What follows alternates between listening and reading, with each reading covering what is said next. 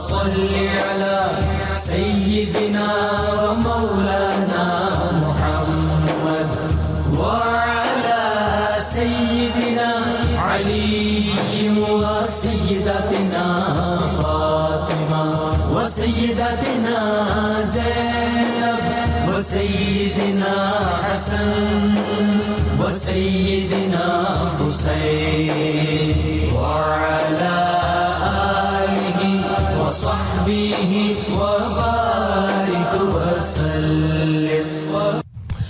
جیسا کہ ناظرین کرام آپ جانتے ہیں کہ ربیع الثانی کا مہینہ ہے اور ظاہر ہے جہاں اس مہینے کی بہت سی فضیلتیں ہیں وہاں حضور غوث الاعظم دستگیر حضرت شیخ عبد القادر جیلانی رضی اللہ تعالی عنہ کی نسبت بھی ہے، بڑی گہرائی کی نسبت ہے. ناظرین، اللہ کی محبوب ترین ہستیوں میں ایک ہستی، آسمان ولایت کے آفتاب، علم و معرفت کے تاجدار، سلطان طریقت، حجت العارفین، عالم ربانی، کتب ربانی، محبوب سبحانی، سلسلہ قادریہ کے بانی، سرتاج الاولیاء حضرت شیخ عبد القادر جیلانی رضی اللہ تعالیٰ عنہ کی ناظرین ذات اقدس وہ ذات اقدس ہے جن کے بارے میں یہ کہنا غلط نہ ہوگا کہ غوث اعظم درمیان اولیاء چون محمد درمیان انبیاء صلی اللہ علیہ وآلہ وسلم. یعنی جس طرح سے انبیاء کرام علیہ السلام میں رسول اللہ صلی اللہ علیہ وآلہ وسلم کا مقام اور ان کی اہمیت ناظرین، اسی طرح سے اولیاء کرام میں حضور غوث الاعظم دستگیر حضرت شیخ عبد القادر جیلانی رضی اللہ تعالیٰ عنہ کا مقام ہے.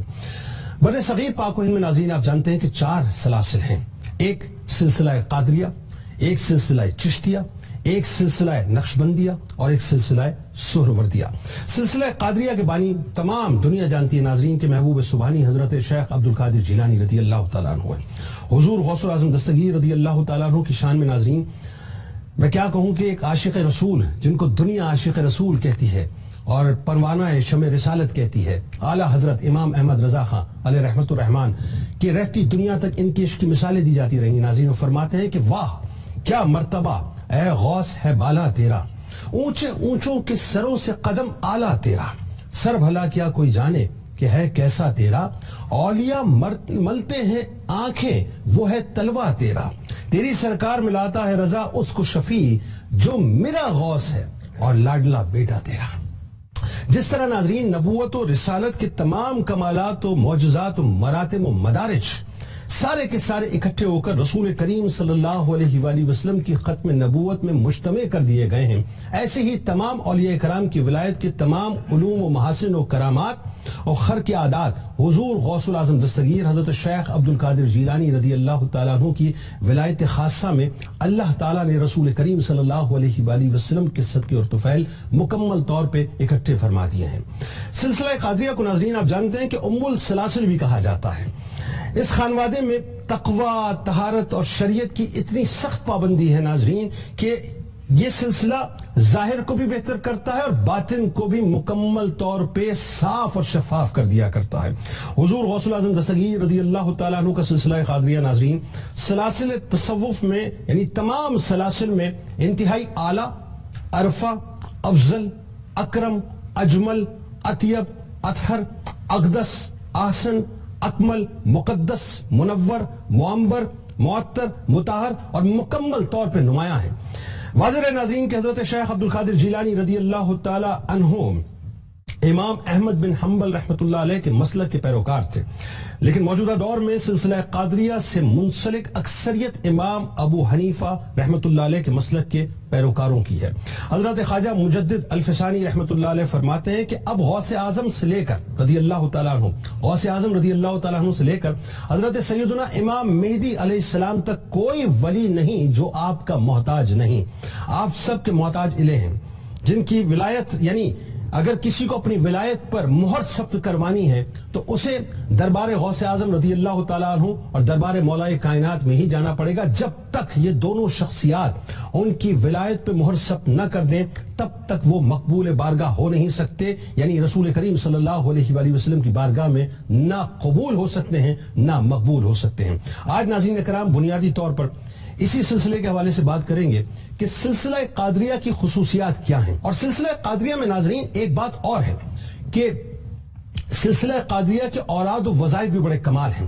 یعنی وہی بات ہے کہ امداد کن از بند غم آزاد کن در دین و دنیا شاد کن یا غوث اعظم دستگیر رضی اللہ تعالیٰ عنہ. یہ جو وظائف کا سلسلہ ہے جس میں قصیدہ غوثیہ بھی واہ جی واہ، ماشاء اللہ.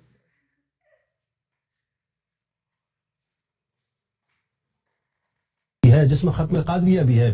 تو ناظرین یہ وظائف بنیادی طور پہ کیوں سلسلہ قادریہ میں اس توجہ کے ساتھ پڑھائے جاتے ہیں، اس پہ بھی انشاءاللہ آج کلام کریں گے. بہت اہم موضوع ہے، ہمارے ساتھ رہیے گا. 3 ممتاز شخصیات اس وقت ہمارے ساتھ موجود ہیں. آپ کے ہمارے ہم سب کے انتہائی قابل احترام پہلی شخصیت ممتاز عالم دین ہیں محترم جناب مفتی محمد فاروق القادری صاحب. دوسری شخصیت ناظرین آپ کے ہمارے ہم سب کے انتہائی قابل احترام ممتاز عالم دین معروف ادارے کے شیخ الحدیث محترم جناب علامہ بدر الزمان قادری صاحب. اور تیسری شخصیت معروف اسلامک اسکالر محترم جناب پروفیسر عبد القدوس درانی صاحب آپ کے ہمارے ہم سب کے انتہائی پسندیدہ ہیں. اور آخر میں انشاءاللہ معروف شناخہ جناب محمد ذیشان بٹ صاحب خطبت پیش کریں گے بارگاہ غوث اعظم دستگیر رضی اللہ تعالیٰ عنہ میں. آپ تینوں کو میں خوش آمدید کہتا ہوں. السلام علیکم. وعلیکم السلام. مزاج گرامی الحمدللہ ماشاءاللہ.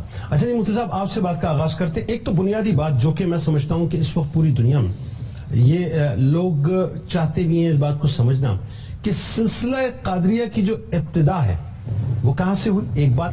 اور اسی کے ساتھ اس سے متصل ایک اور سوال ہے کہ اس سلسلے سے جو منسوب اہم شخصیات ہیں وہ کون کون سی ہیں، تاکہ بہت وضاحت کے ساتھ لوگوں تک یہ بات پہنچ جائے. بسم اللہ الرحمن الرحیم. محترم جنید صاحب، جس طرح انسان کا بدن بیمار ہوتا ہے اسی طرح انسان کے قلب اور روح کو بھی امراض عارض ہوتے ہیں. بدن بیمار ہو تو ہم ڈاکٹر سے رجوع کرتے ہیں، ٹھیک ہے، اور اگر ایسا نہ کیا جائے تو بدن مزید مفلوج ہو کر موت تک جا سکتا ہے. بالکل ٹھیک. یوں ہی انسان کی روح اور قلب بیمار ہو تو جس روحانی طبیب کی طرف رجوع کیا جاتا ہے اسے شیخ یا مرشد یا ولی کامل کہتے ہیں. ٹھیک ہے. اور اگر اس جانب رجوع نہ کیا جائے تو روح اور قلب کی بیماری بھی بڑھتے بڑھتے بڑھتے اس حد تک لے جاتی ہے کہ ممکن ہے کہ بندے کا ایمان سلامت نہ رہے.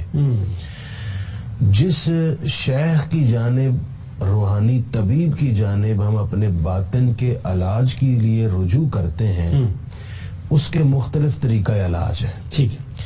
جس طرح ہم بدن کے علاج کے لیے ایلوپیتھی طریقہ ہے، ہومیوپیتھی طریقہ ہے، طب نبوی طریقہ ہے، یوں ہی روحانی علاج کے لیے بھی مختلف طریقے ہیں جن میں قادری طریقہ ہے، نقش بندی طریقہ ہے، سہراوردی طریقہ ہے، چشتی طریقہ ہے.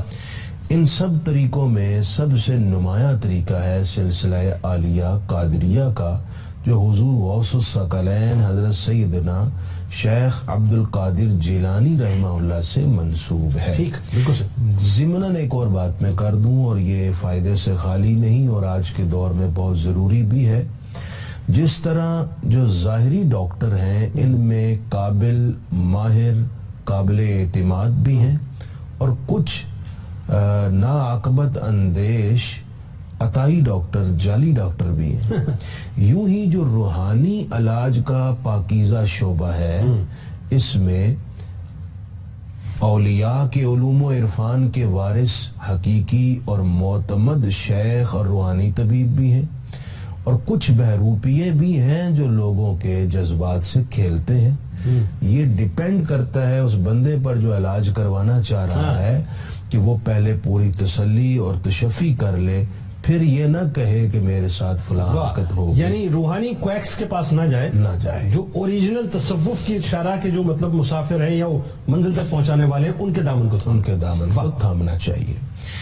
جہاں تک سلسلہ عالیہ قادریہ کی نسبت کا اعزاز ہے، یہ سلسلہ عالیہ قادریہ کا ایک خصوصی امتیاز ہے کہ اس سلسلے کو جو نسبت ہے براہ راست غوث الثقلین کے نام سے ہے. ٹھیک.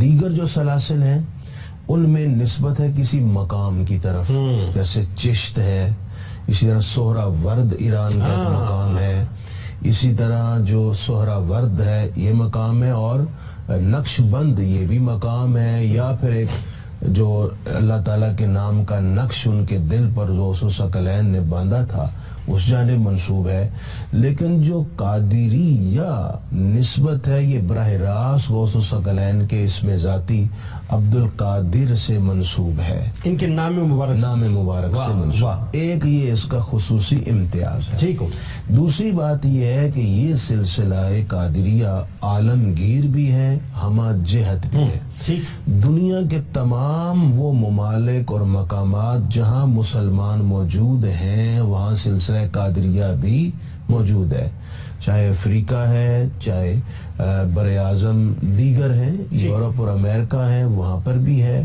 پاکستان میں بھی ہے، ہند میں بھی ہے، بنگلہ دیش میں بھی ہے، سینٹرل ایشیا میں بھی ہے، ایون کہ چائنا میں بھی ہے۔ چائنا میں ایک شہر لینشیا ہے، وہاں پر تو قادری بزرگوں کے مزارات بھی موجود ہیں، بالکل ٹھیک۔ ایک یہ بات ہمہ جہت بھی ہے، اس میں ہر حوالے سے انسانی تربیت ہے، ان کی بدنی، ان کی روحانی، ان کی نفسیاتی۔ ٹھیک۔ اور ساتھ میں ایک بات کہہ دوں، سلسلہ عالیہ قادریہ میں علم اور عمل، شریعت اور طریقت دونوں کا اجتماع امتزاج ہے، اور اس پر بڑی سختی ہے۔ ٹھیک، اگر آپ اجازت دیں جی۔ اس سختی پہ بات کریں گے، کیونکہ یہ سختی جو ہے لوگوں کو سمجھنی بھی چاہیے کہ اس سختی میں بھلائی کتنی ہے، اور تعلیمات پہ ظاہر مکمل طور پہ بات ہونی چاہیے۔ مفتی صاحب میں چاہتا ہوں بڑا اہم، اب چونکہ یہ پورشن ہے اور ظاہر ہے یہ دلوں کی جو کثافت ہے اس کو دور کرنے کے لیے، اس کو ذہن کو دور کرنے کے لیے بہت ضروری ہے کہ آپ لوگوں کو یہ بتائیں کہ جی اوراد و وظائف کیا ہیں اور کس طرح سے ان کو اپنانا چاہیے۔ سلسلہ عالیہ قادریہ کے اوراد اور وظائف تو بہت کثیر ہیں، متعدد ہیں، سب کو شاید یہاں بیان کرنا ممکن نہیں ہے۔ ان میں سے چند ایک جو نمایاں ہیں اور ہر ایک اس کو بڑی آسانی کے ساتھ کر سکتا ہے وہ بیان کیے دیتا ہوں۔ اور ضمناً یہ بھی عرض کر دوں کہ جب کوئی شخص سلسلہ عالیہ قادریہ میں بیعت ہوتا ہے تو سب سے پہلے اسے شیخ توبہ کرواتے ہیں، واہ، اور توبہ کروانے کے بعد اس سے چند چیزوں کا عہد لیتے ہیں کہ آپ نے نماز نہیں چھوڑنی، اللہ، صاحب استطاعت ہے تو زکوٰۃ دینی، واہ، حج کی استطاعت ہے تو حج فرض ادا کرنا، کر لیں، ٹھیک، جو فرائض ہیں، جو شریعت کے واجبات ہیں ان کی ادائیگی کا عہد لیتے ہیں۔ اس کے بعد شیخ پھر انہیں کہتے ہیں کہ یہ اوراد اور وظائف کرنے، ان میں سے سب سے نمایاں یہ ہے کہ سلسلہ قادریہ میں پنجگانہ نماز کے ساتھ نماز تہجد کی بڑی پابندی کروائی جاتی ہے، اور دیگر نوافل کی ادائیگی پر، کیونکہ حدیث پاک کی روح سے نوافل کی کثرت قرب الہی کا سب سے مؤثر ذریعہ سبحان اللہ، ہوتا ہے، سبحان، اس لیے اس پر خاص دھیان دیا جاتا ہے۔ اب جہاں تک اوراد کی بات ہے، اس میں کچھ اوراد ایسے ہیں جو ہر نماز کے بعد کرنے ہیں، اور کچھ اوراد ایسے ہیں جو رات سونے سے پہلے۔ ان میں سے جو آسان ترین ہے، اور میں ناظرین سے کہوں گا کوئی زیادہ وقت بھی نہیں لگے گا، یہ کریں، کیونکہ یہ وہ اوراد ہیں جو کتابوں میں درج تحقیق کے مطابق خود حضور غوث الثقلین کے معمول میں تھا۔ ان میں سے یہ کہ آپ ہر نماز کے بعد 11 دفعہ درود پاک، 11 دفعہ الحمد شریف یعنی سورہ فاتحہ، اور 11 دفعہ سورہ اخلاص، قل هو اللہ احد اللہ الصمد، یہ سورت پاک پڑھتے تھے ہر نماز کے بعد۔ یوں ہی آپ کا معمول تھا کہ ہر نماز کے بعد نفی اور اس بات کا ذکر کرتے تھے، لا الہ الا اللہ، لا الہ میں نفی ہے، الا اللہ میں اس بات ہے۔ تو ہر نماز کے بعد 175 ٹائمز یعنی 175 مرتبہ تو حضور غوث الثقلین خود یہ نفی اور اس بات کا ذکر فرماتے تھے۔ اس فگر میں بھی کوئی خاص بات ہے، کیونکہ یہ تالے کی چابیاں ہوتی ہیں نا، جیسے یہ فگر بھی کوئی خاص جو اللہ کا ولی متعین کرتا ہے، اس میں بھی کسی نہ کسی سربستہ رازوں کی چابی ہوتی ہے۔ اچھا، یہ بہت سے لوگ سوال کرتے ہیں صاحب یہ فگرز کے ساتھ، یہ تعداد کے ساتھ پڑھنا کیا پڑھنا؟ دیکھیں تو کھلا نبی اکرم صلی اللہ علیہ وسلم نے 33 مرتبہ سبحان اللہ، 33 مرتبہ الحمدللہ اور 34 مرتبہ اللہ اکبر فرمایا، اس سے اوپر نیچے تعداد بیان نہیں کی، تو اس میں بھی کوئی خاص رمز تھی۔ تو یہی سے عکس کر کے اولیاء کرام اپنے مشاہدات اور مکاشفات کی روح سے فگرز کا تعین فرماتے ہیں۔ اچھا، قصیدہ غوثیہ کا بھی بتائیے۔ اچھا جی، ایک میں بات عرض کر دوں، سونے سے پہلے معمول. حضور غوث الثقلین جب آرام کرنے لگتے تو آپ تلقین فرماتے تھے اور اپنا معمول بھی تھا کہ سونے سے پہلے 11 دفعہ درود پاک، ٹھیک ہے، 7 مرتبہ استغفر اللہ العظیم الذی لا الہ الا هو الحی القیوم ٹھیک، واتوب الیہ، ٹھیک، 7 مرتبہ کلمہ شہادت دوسرا کلمہ ٹھیک ہے، وہ پڑھا جائے، اور 7 مرتبہ سورہ اخلاص قل واللہ احد اللہ الصمد، اور اس کے بعد دوبارہ 7 مرتبہ درود پاک پڑھ کے سو جائیں. واہ، یہ آپ عمل بتایا کرتے تھے. ان اعمال کے علاوہ ہے جو احادیث پہ بیان ہے وہ بھی کیجئے، اور اس کے ساتھ یہ اعمال کر کے آرام کرنا چاہیے. واہ. قصیدہ غوثیہ ایک ایسا کلام ہے جو سلسلہ عالیہ قادریہ اور دیگر سلاسل کے بھی تقریباً تمام مشائخ کے وظائف میں بڑی پابندی کے ساتھ شامل رہا. یہ حضور غوث الاعظم کا اپنا کلام ہے، اشعار ہیں جو آپ نے ارشاد فرمائے، اور آپ سے پوچھا گیا تو آپ نے فرمایا جیسے مجھے حق نے کہا ویسے میں نے کہہ دیا. گویا کہ ایک الہامی کلام ہے جس کا آپ کے دل پر ورود ہوا اور آپ نے اس الہام کے ذریعے سے یہ کلام ارشاد فرمایا. ٹھیک، یہ بڑا مؤثر ہے. اللهم صل على سيدنا ومولانا محمد وعلى سيدنا علي وسيدتنا فاطمة وسيدتنا زينب وسيدنا حسن وسيدنا حسين وعلى